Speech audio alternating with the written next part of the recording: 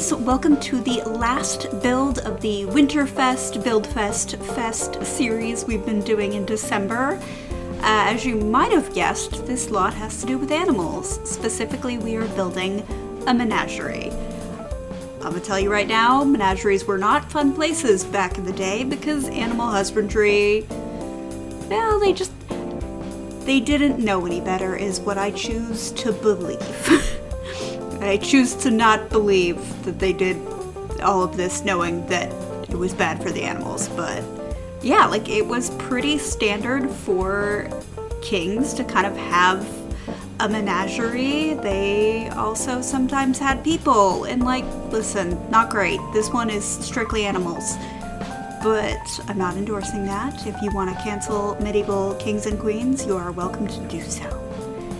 Now, I did find an image of a menagerie that I was kind of taken with, and I did my best to kind of pull inspiration from that.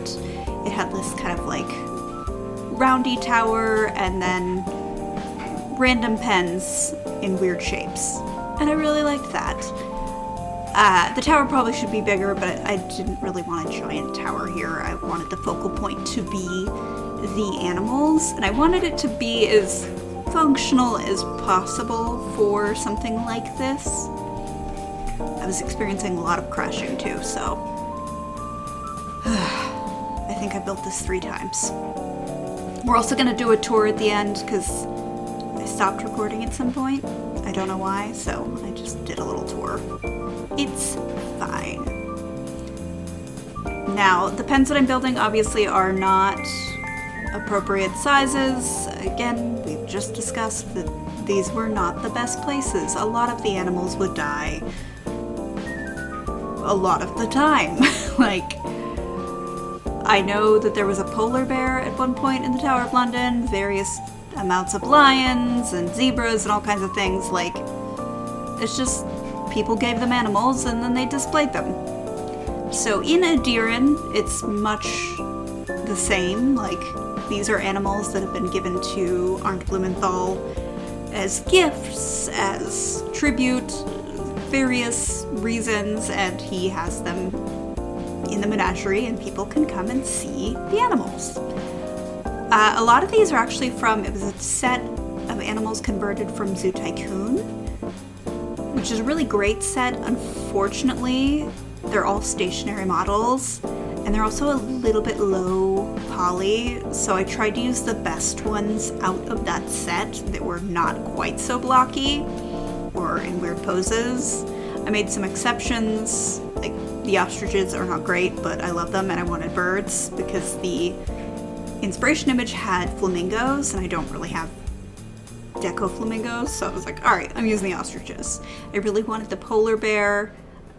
I don't think that the polar bear stays. I was also trying to make sure that I included things that would be considered rare or unusual. So like flying horses and unicorns are kind of exist here, so they're not rare or unusual. The Hala/Hala, I still don't know how that's supposed to be said. They do exist, people see them, so like it's not exciting.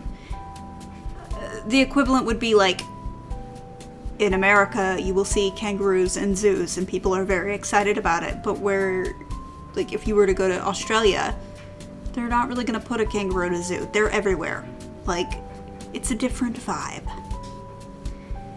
So, like, I took out mountain cats, because this area is kind of, like, mountainous. I took out the leopards, because I do have a leopard running around. My wizard has a leopard, so, like, I didn't really want to include that. I wanted the rhinos because I had 3 different models of those, so I felt like that was a good idea to keep those 3. I did get rid of the polar bear. Oh, that's sad. But I kept the reindeer because they're really high quality, so I wanted to keep them. The polar bear I just want because of the Shakespeare reference, because he did have a polar bear cub at one point on stage. And I can't remember the play off the top of my head, but I know it's exit left pursued by bear, and the bear was a tiny polar bear. And then, of course, it's kind of a homage to modern zoos. There are peacocks wandering around everywhere.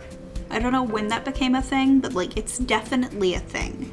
I've been at at least 4 zoos that just let peacocks wander. I really liked the idea of a chimpanzee or a gorilla, but I didn't like the models.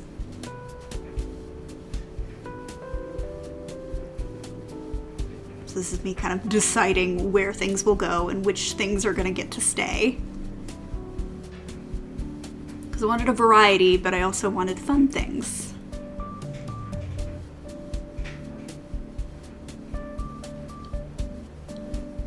I'm trying to remember. I know I keep the Komodo dragon because I didn't have a lot of reptile options.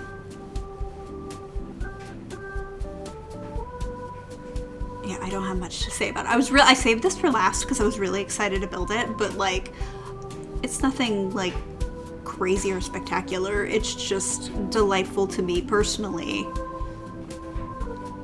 because it's not often that I get to build things like this. And I've got all these deco animals that I don't get to use, but I hoard them because I'm afraid. Because at one point they were on Mod the Sims and they got taken down, and I don't know if they're back up there again, but like, I'm afraid that if I delete them, I'll never be able to get them back. So I don't want to do that. This is a perfect opportunity. I did replace some of the fencing with more sturdy fencing because I'm like, that doesn't look strong enough. Again, I can't use terrain paint because it's being dumb, so there's this. I also at some point fixed the kennel next door. I don't know what happened. I did not delete any CC, but for whatever reason, it just decided to be really angry and delete everything, so I had to fix it. I was in between crashes. It was really crashy today. It did not like all of the deco animals, even though they're not very high poly, so I don't know. I don't know why it was angry with me. Maybe it's because it's a large lot. Who knows? But I did try to, like, pretend that there was some care going into the animals. Again, like, it's not mean, it's just general ignorance. Like, it was different back then. It was much... It was different. Don't read about medieval dogs. It will make you sad. But we can pretend, you know, Arndt is very progressive and forward-thinking and does his best to take care of the animals. Maybe the rhinos get to walk around town. Fun fact, the Nugget in Reno, Nevada used to have elephants, like actual elephants. And randomly, for exercise, they would just let him walk in the streets at night. I don't know how this was allowed, but like, it for sure was. And I just have a distinct memory of sitting in I don't even remember, I think it's a Silver Dollar or something. Like, it was a casino, but it also had like hotel rooms and conference rooms, and it was my brother's Pee-wee, like, end of football celebration where they all got little awards and stuff. And I was bored, and I was sitting there looking out the window, and there was a man walking an elephant down the street. And I was, that seems unusual. And then another elephant came. Like, where are the elephants coming from? And then a third baby elephant, and I'm just like, what is this? And then they went into the Nugget. And I was fascinated. I'm still fascinated. They no longer have elephants. I think they just had those ones, and then after that did not get more. But just, it's delightful that they had live elephants in Reno, Nevada, and were walking them down, like, street. They weren't closing the streets off, to be clear. These were not blockaded. I don't think the elephants were even, like, attached to anything. There was a guy next to him with, like, a walking stick, but there was no, like, leash. Like, I don't even know, but, like, it seems so dangerous. But, like, I believe those elephants also grew up in that environment, so, like, they weren't gonna get startled if a car honked or whatever, but still, it's just wild to me now, especially as an adult. Just like, I didn't question it as a child. I was just like, this is kind of odd, but like, as an adult, I would have been like, why is there an elephant in the street? That doesn't seem safe at all.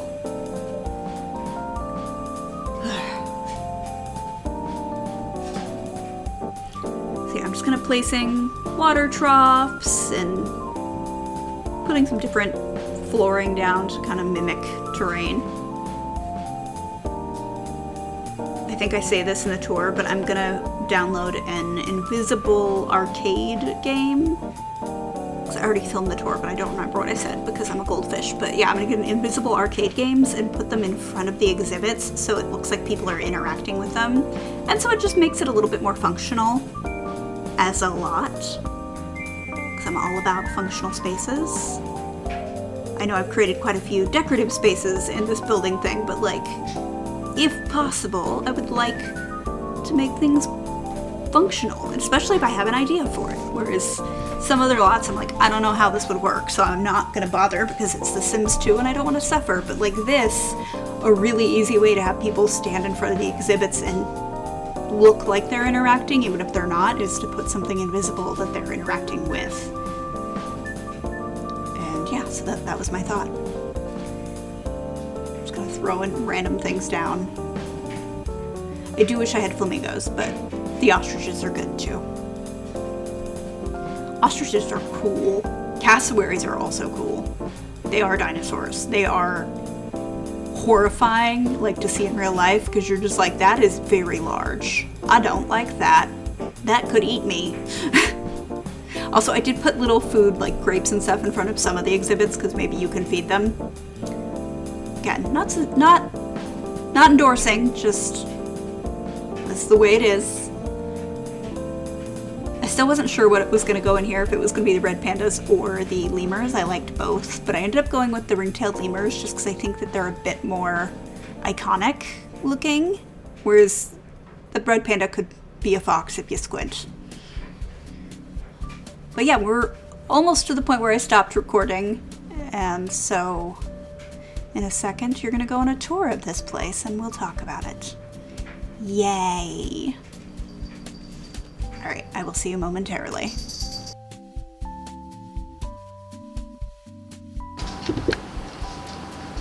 Alrighty, like I said, the game was not wanting to cooperate with me, so we're just gonna look at the menagerie as it's finished. There is some clipping. I don't really care about that, to be honest. So yeah, we have this tower thing here, which I'm rather pleased with. That's that little shadow creature from The Sims Medieval. That's a little fairy. Obviously, we're being flashy, but just had some things indoors. And yeah, so we have our little rhinoceros area. And once again, I feel like a broken record, but like, obviously I don't condone caring for the animals this way.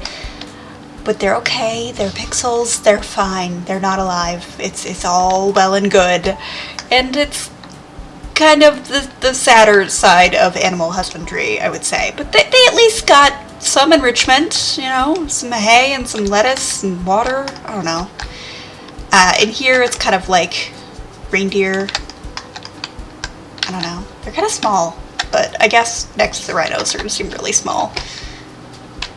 I tried to pick the ones that I thought looked the best, because a lot of these, like Zoo Tycoon poles, if you look really close, like they're very sharp edged, they're kind of low poly, but like it's fine.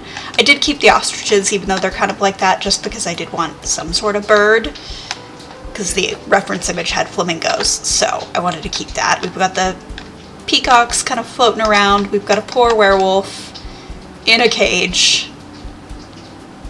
I'm not sure how that works entirely, given that there are werewolves in Tenby, but like, maybe he committed a crime and this is his punishment. We don't know. We've got lemurs here. Hopefully they don't escape, but you never know.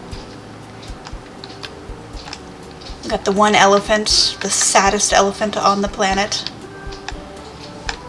The one giraffe, also sad. He's staring out at the horses like, can you save me? And a Komodo dragon that hopefully doesn't eat anybody, you know, because sometimes they be eating people. But that is the menagerie, and it's the final lot. I'm really excited to have it. Oh, these are like fairies and forever dragons, but yeah, really excited to have it. I think it's an interesting lot. In terms of functionality, there's not a ton of that here. Obviously, they can hang out with the little birds here. They can see the fairies. They can view objects, and then they can come inside and look at the fish. That's about it. But this is mostly just like for aesthetic purposes. And I'm fine with that. because it's like right behind the castle. It's something that feasibly would have existed. We know that they existed, so yeah. I have thought about putting invisible video games. I don't think I have any of those installed currently. Let's see. No. I've seen them. They're like these machines, but invisible. I've thought about placing those in front of the exhibits, so it looks like they're engaging with the animals on the inside, but really they're just playing a video game. Just to increase the functionality of this lot. But otherwise, I'm fine with the way it is. It doesn't need to be any more than it is. So, thank you so much for joining me. I hope you've liked kind of coming on this adventure, filling up the Edirann neighborhood with lots of different lots. I am really happy with how it's turned out. I'm happy to look around my neighborhood and see it be more filled in. This is a bad example because we're like on the edge of the town, but you know, it's getting there. Every lot that I build slowly brings us to this very cohesive built-in city, and I'm having a lot of fun, and I can't wait to see in 2025 what I come up with and where the story progresses, since we're at a really interesting point with Salome Blumenthal, some of the other ladies in the upper ends of court. So thank you so much for joining me. If you like this video, please give it a like. It really does help, and I'll see you in the next one.